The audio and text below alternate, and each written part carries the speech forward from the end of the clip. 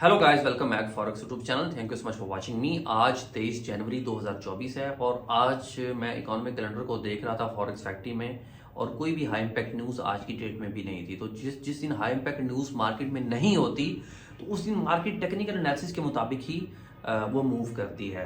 लेकिन डिपेंड करता है कि आप किस टाइम फ्रेम में काम कर रहे हैं, आप आया कि स्कैल्पिंग कर रहे हैं, आपकी शॉर्ट टर्म ट्रेड है, लॉन्ग टर्म ट्रेड है, स्विंग ट्रेड है, कौन सी ट्रेड है जो आप करने जा रहे हैं।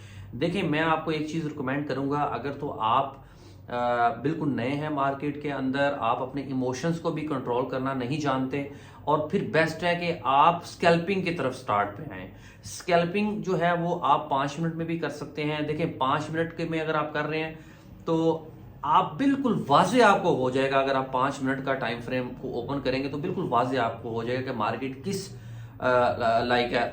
सिनेरियो में चल रही है। आया कि बुलिश ट्रेंड चल रही है, आया कि बेरिश ट्रेंड चल रही है, या कौन सा वे है मार्केट का, केड़ी साइड में मार्केट जा रही है। बड़ा इजी आपके लिए एक्सेस करना होता है। आप 15 मिनट में भी जाके कर सकते हैं, इवन के 30 मिनट्स के टाइम फ्रेम में भी जाके आप स्कैल्पिंग जो है वो कर सकते हैं। बड़ा इजीली आप फाउंड कर सकते हैं कि मार्केट का सिनेरियो क्या है। देखें, जब हाई इंपैक्ट न्यूज कोई नहीं है तो फिर टेक्निकल एनालिसिस के मुताबिक ही मार्केट ने मूव करना है। फिर आपकी अपनी एक्सपर्टीज है कि आप कितना टेक्निकल एनालिसिस में स्ट्रांग है। देखिए, टेक्निकल एनालिसिस की study play a very important role in forex market, crypto की मार्केट में भी, इसके अलावा स्टॉक्स की मार्केट में भी। अगर आप एक्सपर्ट हैं तो फिर आप एक बेस्ट एंट्री जो है वो इजीली तलाश कर लेते हैं कि कहां पे बाइंग बनती है, कहां पे सेलिंग बनती है, आप स्टॉप लॉस आपको कहां पे जो है वो लगाना चाहिए, टेक प्रॉफिट आपको कहां पे लगाना चाहिए। तो ये सारी चीजें डिपेंड करती हैं कि आपका कैपिटल, आपका एनालिसिस, आप किस टाइम फ्रेम में काम कर रहे हैं,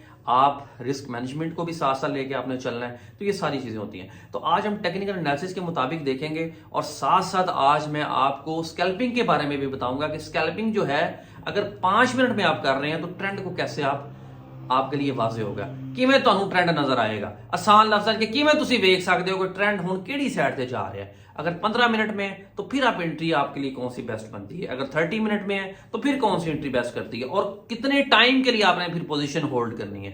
अगर आप 5 मिनट में काम कर रहे हैं तो फिर किन्ने टाइम वास्ते तुसी ये नहीं कि दो पॉइंट प्रॉफिट होया तो छेती छेती ट्रेड बंद कर देनी है। अच्छा यार, प्रॉफिट है तो नुकसान होया तो फिर बह गए हो वेखन कि अच्छा यार शायद मार्केट हुण वापस आ जाएगी तो मैं शायद मेरा हुण लॉस हो रहा है, चलो कोई नहीं हुण मार्केट वापस आ जाती है। ये काम नहीं करना।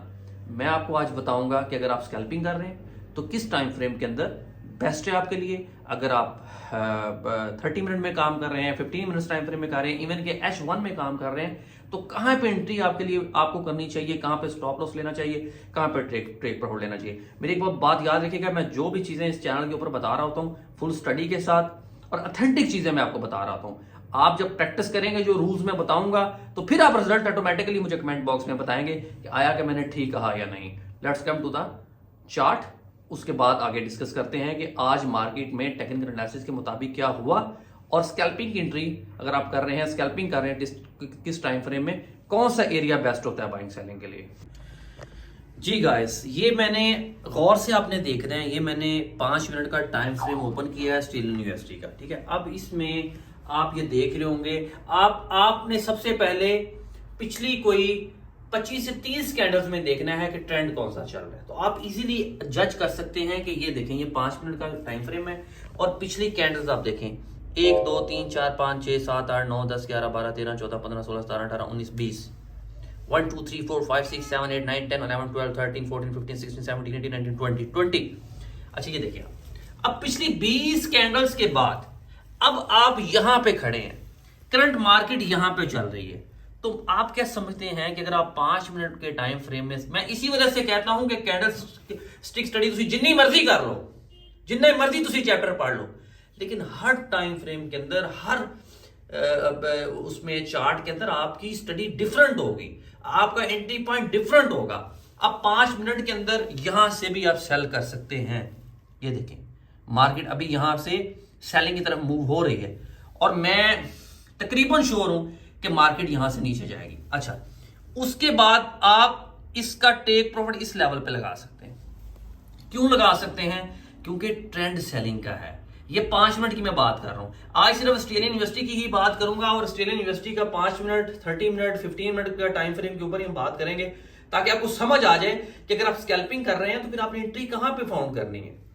ये देखें, यहां पे आपका ये लेवल है सेलिंग का, आप इसका स्टॉप लॉस यहां पे लगा सकते हैं, क्योंकि ये देखें ट्रेंड डाउन है और मार्केट ज्यादा चांस है कि मार्केट और नीचे जाएगी, और टेक प्रॉफिट यहां पे लगा सकते हैं। अच्छा, अब हम आते हैं 15 मिनट के टाइम फ्रेम में कि वहां क्या सिनेरियो बनता है। ये देखें, पेयर वही है, पेयर जो है वो ऑस्ट्रेलियन यूएसडी का ही है, लेकिन मैंने टाइम फ्रेम चेंज कर दिया। अब इस टाइम फ्रेम के मुताबिक इसमें भी आपने कम से कम 10 से 15 जो कैंडल्स देखनी है कि ट्रेंड क्या चल रहा है। तो आप देख रहे होंगे कि 10 से 15 कैंडल्स के दरमियान के मुताबिक भी ट्रेंड डाउन है। लेकिन अब बात है एंट्री की। देखें, इसकी जो एंट्री बनती है, इसका जो ट्रेंड लाइन है वो ये लेवल है, इसकी सेलिंग एंट्री यहां से बनती है। आपको वेट करना होगा। आप अगर 5 मिनट के टाइम फ्रेम में कर रहे थे तो बिल्कुल आप एंट्री वहां पे कर सकते थे, लेकिन अगर आप 15 मिनट के टाइम फ्रेम में करना चाह रहे हैं तो यू हैव टू वेट। आपको 15 मिनट के, क्योंकि फिर आप 5 मिनट में जो एंट्री कर रहे होंगे वो 2-3 मिनट की, 4 मिनट की आपकी ट्रेड होगी और आप बाहर हो जाएंगे। लेकिन अगर आप 15 मिनट में कर रहे हैं तो फिर आपकी वो ट्रेड भी 15, 20 से 30 मिनट, घंटा भी चल सकती है। ठीक है, तो उसके लिए बेस्ट आपका लेवल ये वाला है, यहां से आप जो है वो सेल कर सकते हैं। ये विनिंग रेशियो इसकी जो मैं एंट्री आपको बता रहा हूं, बेस्ट विनिंग रेशियो है इसकी, 80 to 90% ट्रेड आपकी फेवर में जाएगी। इसी तरीके से अगर मैं इसको M30 पे करता हूं, ये देखें M30 पे किया, M30 में भी trend is down, you can see, लेकिन जो इसका सेलिंग एरिया है M30 में वो ये आप यहां पे इसकी एंट्री नहीं बन रही, वो आपने इस लेवल पे देखना है, ये इसके रेजिस्टेंस लेवल पे देखना है, ये इसका सेलिंग एरिया, क्योंकि ट्रेंड डाउन है। और या आप इस लेवल पे आके सेलिंग कर सकते हैं या आप इस लेवल पे आके सेलिंग कर सकते हैं। तो इसी तरीके से अगर H1 में जाता हूं, पहले मैं 5 मिनट के टाइम फ्रेम में आता हूं, जो मैंने अभी एंट्री आपको बताई थी कि मार्केट नीचे जा सकती है। ये देखें आप, ये देखिए यहां पे अभी ये नई कैंडल बनी और आप देख रहे हैं मार्केट की ये वाली कैंडल नीचे को जाना शुरू हो गई है। ये देखें, ये अब नीचे आ रही है, ये भी एविडेंस आपको बता रहा हूं क्यों आ रही है, क्या रीजन है ये कैंडल नीचे, क्योंकि ये 5 मिनट के टाइम फ्रेम में आप स्कैल्पिंग कर रहे हैं। लेकिन यही ट्रेड अगर मैं 3-4 मिनट की करूंगा तो 5 minute is good for me. लेकिन इसी को अगर मैं H1 में करने जा रहा हूं, ऑस्ट्रेलियन यूनिवर्सिटी को अगर मैं H1 में करने जा रहा हूं, अब H1 में आप देखें ये सिनेरियो,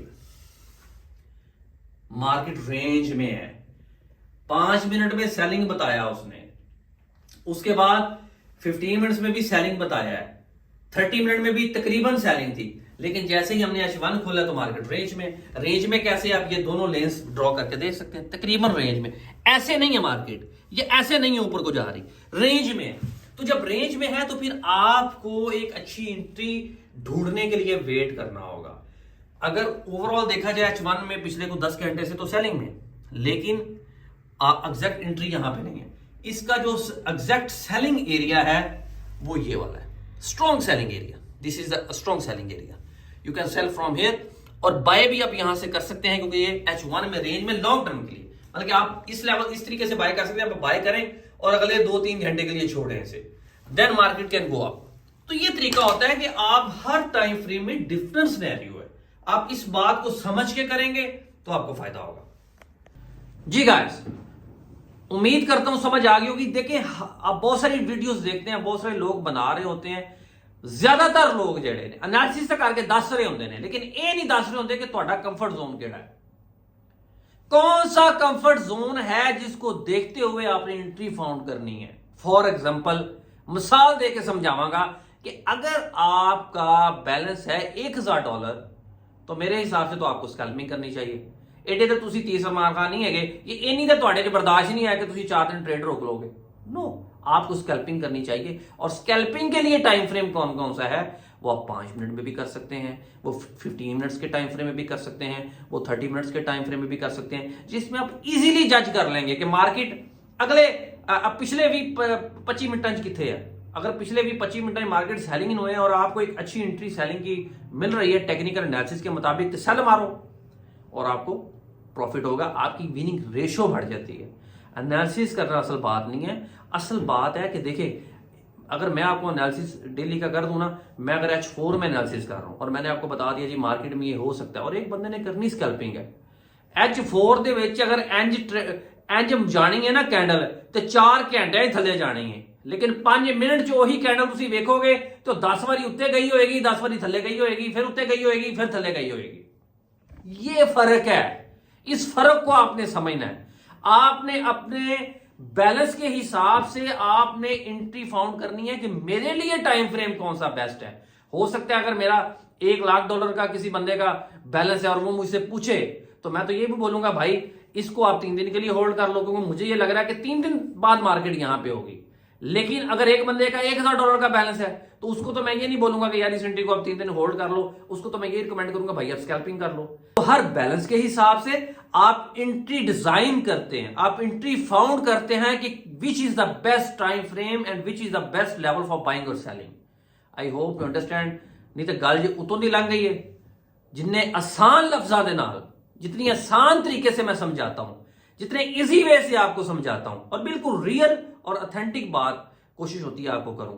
अगर फिर भी गल उतों दी लंघ गई है तो फिर तुहानूं जुत्तियां दी कमी है, फिर कमेंट बॉक्स जाओ, फिर मैं तुहानूं दूजे तरीके नाल समझावांगा। Good bye.